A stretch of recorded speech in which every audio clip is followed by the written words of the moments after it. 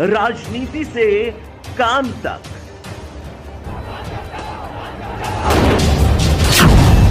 अपराध से अंजाम तक। स्वागत है आप सभी का। मैं हूं अभिषेक कुमार। इस वक्त हम लोग 12 ज्योतिर्लिंगों में से एक बाबा बैद्यनाथ धाम दरबार में हैं, जिसे देवघर के नाम से भी जाना जाता है। आमतौर पर लोग बोलबम के नाम से भी इसे जानते हैं।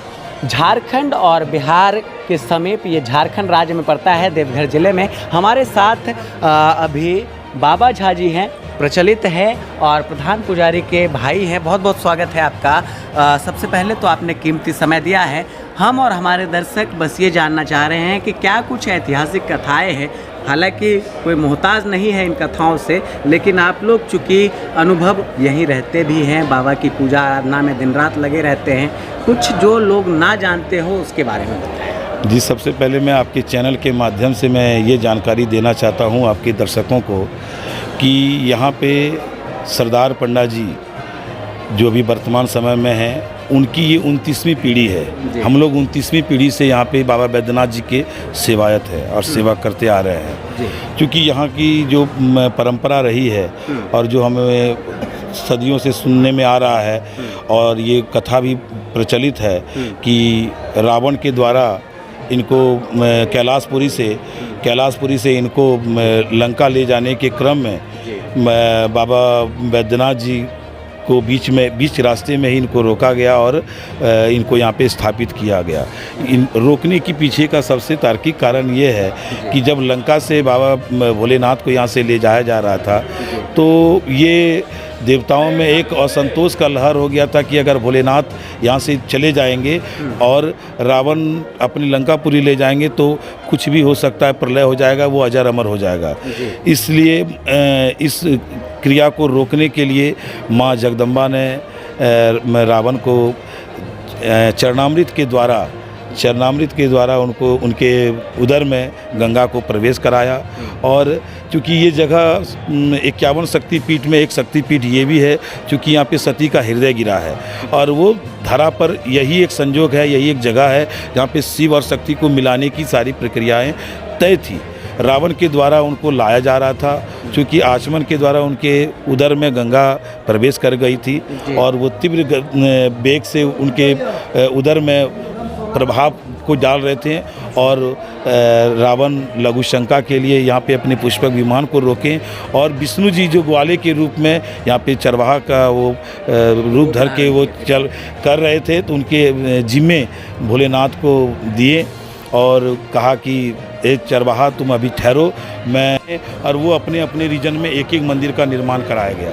17 मंदिर, जो 5 मंदिर के बाद जो 17 मंदिर निर्माण हैं, वो सब एक एक सरदार पंडा जी के रीजन में करते करते आए हैं। वो उसका सारा लेखा जोखा ऑन ब्रीफ है, ये वो रजिस्टर्ड है, ये सब लिखा हुआ है। उसके बाद मैं आपको बता रहा हूँ कि ये शिवगंगा की क्या कथा है। जब रावण लघुशंका करके उठे तो आसपास में उनको कहीं पे जल नहीं मिल रहा था, तो वो उन्होंने अपनी मुष्टिका प्रहार से शिवगंगा के जगह पे उन्होंने मुष्टिका प्रहार किया और वहाँ से जल पाताल से गंगा को उत्सर्जित किया और उन्होंने फिर अपना हाथ मुँह धोया, तभी से ये तालाब का निर्माण हुआ है। और ये मान्यता है कि जितने भी श्रद्धालु आते हैं, पहले शिवगंगा स्नान हो तब बाबा बैद्यनाथ जी का पूजा अर्चना हो। बिल्कुल, यहाँ जो भी श्रद्धालु आते हैं पहले शिवगंगा स्नान करते हैं। चूँकि शिवगंगा को लेकर कई तरह की कथाएं हैं, इसलिए हमने बाबा जी से बातचीत की है। बाबा जी, आखिर में क्या संदेश रहेगा? चूँकि श्रद्धालु यहाँ पर आते हैं और लोगों में एक समस्या है, देखिए, सोचते हैं कि जब हम किसी मंदिर में घुसे तो पांडा जी लोग जो है थोड़ा परेशान भी करते हैं लोगों को, आम लोगों को थोड़ी परेशानी भी होती है। ऐसी स्थिति में किस तरह की विधि और व्यवस्था बनाए रखने के तमाम जो यहाँ पर आने वाले श्रद्धालु हैं उनको और पांडा को संदेश आपका? ऐसा कोई बात नहीं है, क्योंकि पंडा और यजमान में एक अन्योन्याश्रय का संबंध है। क्योंकि यहाँ पे जितने भी श्रद्धालु आए हैं, यहाँ के स्थानीय पंडा देश विदेश घूम घूम के सबों को संदेश दिए हैं कि बाबा बैद्यनाथ जी की नगरी आप आएँ। और ये मैं कह सकता हूँ कि आसपास के कुछ गांव के कुछ व्यक्ति जो कुछ यहाँ का माहौल बिगाड़ते हैं, और यहाँ के जो स्थानीय पंडा हैं वो पंडा जजमान के साथ एक पारिवारिक संबंध रखते हैं और रखते आ रहे हैं। तो मैं आपको आपके चैनल के माध्यम से ये जानकारी दे रहा हूँ कि आसपास के कुछ गांव के व्यक्ति जो पंडा का धोती पहन लेते हैं और वो पंडा को कुछ बदनाम कर रहे हैं। बिल्कुल, देखिए पांडा की धोती पहनकर पांडा को बदनाम करने की कोशिश कुछ यहाँ के जो स्थानीय लोग हैं उनके द्वारा की जाती है, और वो भी कुछ लोग हैं, बहुत लोग ऐसे हैं जो काफ़ी सपोर्टिव मिलेंगे आपको। आप भी अगर बाबा बैद्यनाथ धाम का दर्शन कर रहे हैं, देश विदेश कहीं से भी हमें देख रहे हैं, तो आप बाबा झा जी से मिल सकते हैं। मंदिर कार्यालय परिसर में राधा कृष्ण मंदिर स्थित है और वहीं पर बाबा जी से आपकी मुलाकात होगी। बाबा जी, मुझे उम्मीद है कि जो भी श्रद्धालु हमारे इस वीडियो को देखकर आपसे संपर्क साधेंगे, उनकी भी दर्शन और पूजा जो है जिस तरह आज हमारी हुई है, आज तक हमने भगवान भोलेनाथ का, भगवान महादेव का। देखिए, सबसे बड़ी बात है कि मैं आपके चैनल के माध्यम से एक संदेश और देना चाहता हूँ, क्योंकि 12 ज्योतिर्लिंग में कली काल में सबसे ज़्यादा प्रभावशाली ज्योतिर्लिंग यहीं पे है, क्योंकि शिव और शक्ति का यहीं पे मिलन हुआ है। तो यहाँ पे आप जो कामना करते हैं वो माँ सती के हृदय से वो पूर्ति होती है, और दूसरा मोक्ष की प्राप्ति होती है। तो किस चीज़ों का भाई मोक्ष? तो आपके रोगों के, आपके दुखों के, आपके ग्रह गोचर का यहाँ पे मोक्ष होता है। इसीलिए मैं आपके चैनल के माध्यम से सबों को ये संदेश देना चाहता हूँ कि बाबा बैद्यनाथ जी के यहाँ पे आएँ, ज़्यादा से ज़्यादा संख्या में आएँ और यहाँ बाबा बैद्यनाथ जी का पूजा अर्चना करें।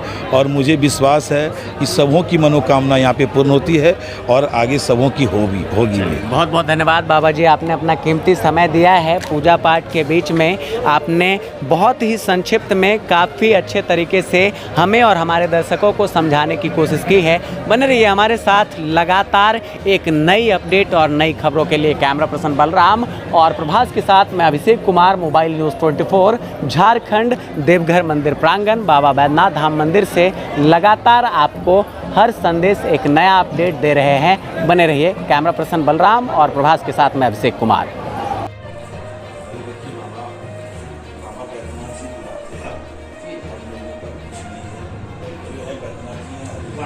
हिंदुस्तान पेपर का एकदम से मन हुआ चला जाए लीजिए, इसमें क्या लेना लीजिए।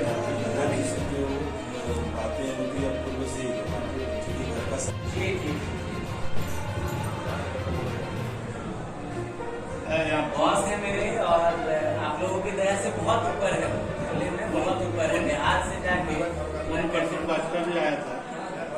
आप उस समय की बात बताते, आप उस समय नहीं गए होंगे, वो यहाँ आए और हाँ, और राजेंद्र गोटी साहब आए हुए हैं, भारत टाइम्स।